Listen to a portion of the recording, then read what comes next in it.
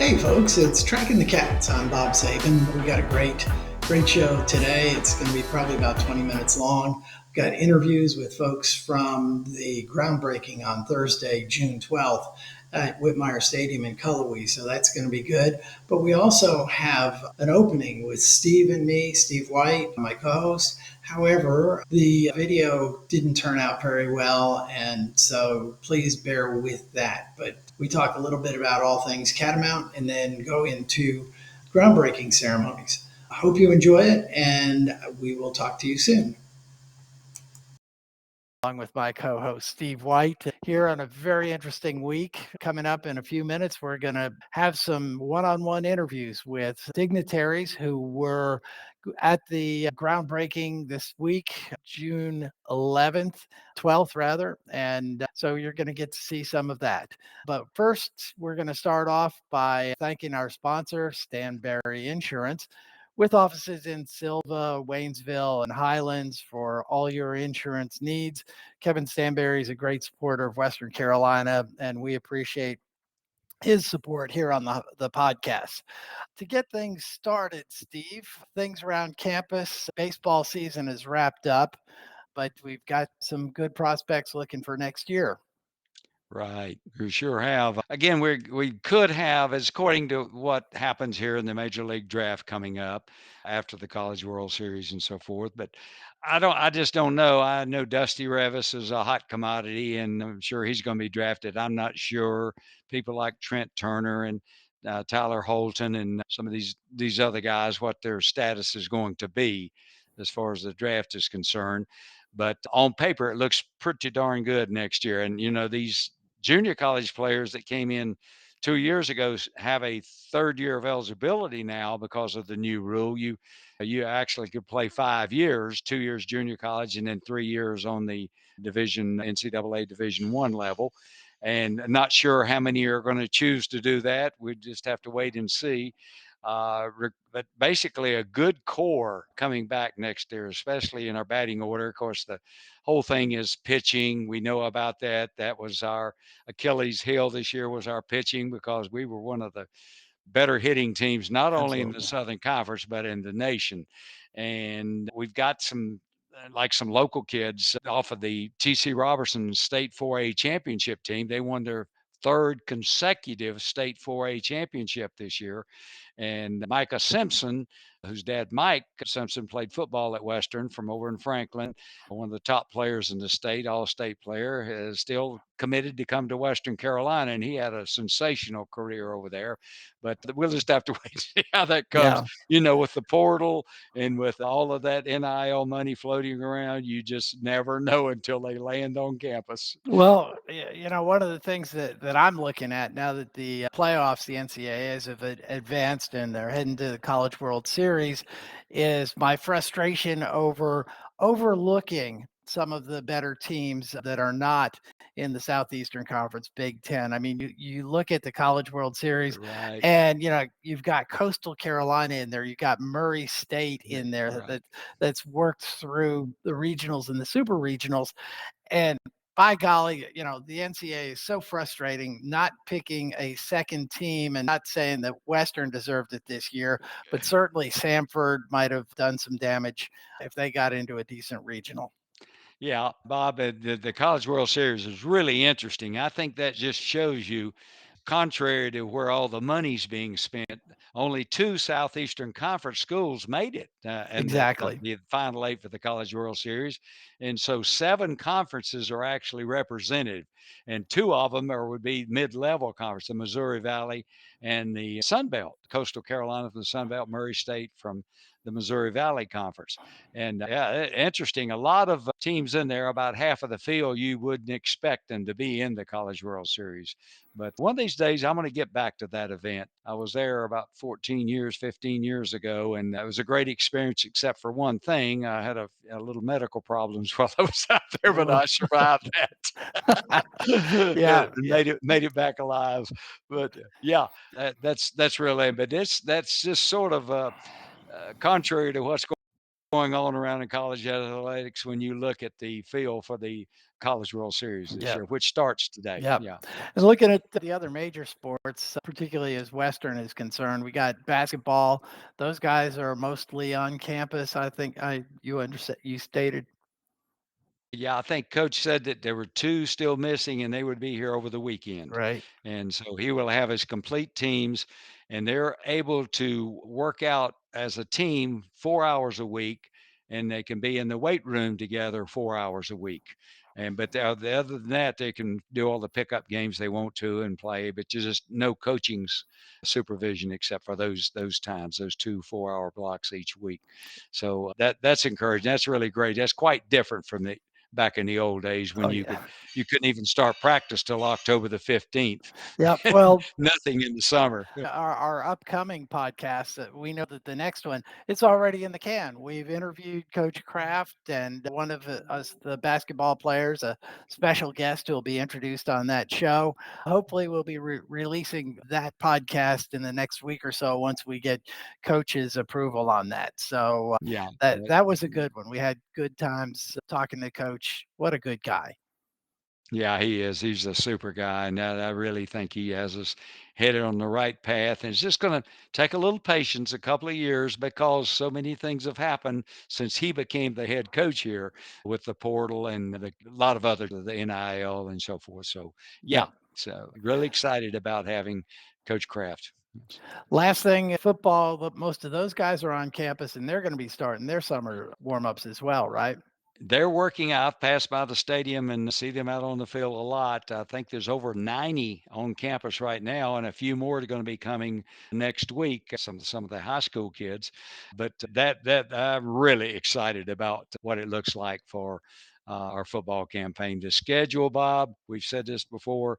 It's the most favorable schedule I've seen in a long time. When you see we got 3 of the top perennial top 4 Southern Conference teams coming to Cullowhee this year, and the way it falls and looks to me like the coaching staff has really plugged Coach Odom, Coach Bell have really plugged the spots that they were worried about, the ones we lost in the portal, and especially on the defensive side. That's what really excites me because we know that Coach Bell's going to have great wide receivers that can run and catch the ball, and quarterbacks that can throw it, and we're about 5 deep in quarterbacks right now, so Yeah. I'm excited about that too. Well, I'd love to have Coach Odom back on. Hopefully, we'll get him back on before the season starts. But I saw a blog post this week, some guy that does North Carolina football, and he said of all the teams in North Carolina right now, we look like we are poised to be the best in their conference between the different ACC schools, the Big South, and Right. our school, the Southern Conference. They picked us number one as the Yeah. best team in North Carolina. So let's just cross our fingers and hope we put it all together this year. Well, I'm ready to be number one. I told you about my conversation. I don't know if I've talked about it here on the podcast, but a conversation with Coach Bell a couple months ago, and I said, Coach, I've been around Western Carolina football for over 60 years and waiting for that first conference championship. It's been, 1949 since the last time we won a conference championship. And there's a lot of weird, and I was telling him about all the weird things that have happened to keep us from winning, getting us back to the playoffs, this type of thing. And he was like, he said, now, how old are you? I said, well, I'll be 83 my next birthday. And he says, dang, we better hurry. And so, Oh, geez. so I appreciate it. So there's a sense of urgency there. Yeah, yeah, absolutely. Well, my biggest heartburn over the last 10 years was Wofford, Ugh. Anyway, we won't go back into that because we could spend 10 minutes talking about that game that kept us Yes, out of the yes, playoffs. yes, yes. So I want to get started on yesterday's groundbreaking. Give me your thoughts on it because I was there wandering around, seeing all these dignitaries, seeing folks who are giving money, not just to the athletics program, but also to the university for other projects, academics, and services buildings. Yeah, I tell you, it was exciting to see all of those people there for this event. 300 people at least. I don't know what your estimate was, but they accused me of being a little large on my crowd estimates, but it was a full house up there on the northeast patio of the Ramsey Center, and a great event. I saw a lot of people I haven't seen in 20 years, some old ex-players and supporters, No, it's regional hard keeping 15. up with you. Every time I turned Yeah, around, you had somebody else in your pocket. I loved it. but it was an event, and like I say, all the donors were invited, not just from athletic donors, but the scholarship donors, endowed scholarships, and so forth. So you know the reason they're there is they're trying to stimulate the athletics upgrade fund there. Build Oh yeah. our athletic facilities, which is about 4 or 5 phases. We're just now getting underway with phase one, and there's a lot more to come if the money comes, and that's the reason Right. we were all there, is to stimulate some more giving, and there were a lot of pointed remarks toward that. Yeah, I liked James Hogan standing on the podium saying, "I will go to lunch anywhere with anyone at any time, and it will be on me. We just need to talk about some funding." That's exactly right. So he said, "Catch me afterwards, and I'll be glad to go to lunch with you." But they also said that between committed funds and actual raised funds for all projects, $218 million. Now, obviously, I think we're at somewhere around 50, 60 million for Mhm. athletics, Yeah. but so we've got a ways to go there. Hint, hint. If you got an idea, you want to throw a few bucks there, they will take a $10 Oh donation. yeah, definitely. We're at that point now. We're gonna say, well, we're only interested in $100,000 or $50,000.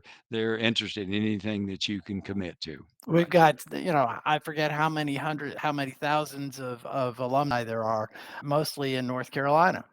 Let's go. But oh well, that's for another thing. Anything else you want to talk about? Yeah, that the problem is that our alumni number, so many of them get spread away from Colorado. It's not like being at NC State or Carolina or those people where they end up working in that area and everything like that. We know the landscape in Colorado and where we're the remoteness of it and so forth. And so not many of them live within an hour of campus or maybe even 2 hours of campus. Well, you're a great example of that. I'm one of the unusual ones that live. I can see three-fourths of the campus from my kitchen window every morning. Yeah. But it's a little tougher for you to stay A connected. little tougher, but I made a day trip. It was a couple That's hours right. up and back. Let's. I love making that trip. But Yeah, yeah. Not many so corporate centers here, Bob, no, about that. that's the Yeah, big deal. business centers and so forth. And so that's one of the things. But still, it's a great place to go to school and to be connected with and be an alumni of Western Absolutely. Carolina It was University. a great mixing with a lot of folks and meeting some new folks Right, yesterday. So, right, although I sat down at lunch and everybody at the luncheon had a little golden shovel in front of right. their place, and mine had disappeared before I even sat down. I didn't get my golden shovel. So, Well, I a little put mine on the disappointed. table and somebody I think absconded it. I couldn't find it afterwards either. I did get those cute cookies though. Yeah. Anyway, so I think that does it. We're going to move on into our presentation. I got some one-on-one interviews with folks yesterday.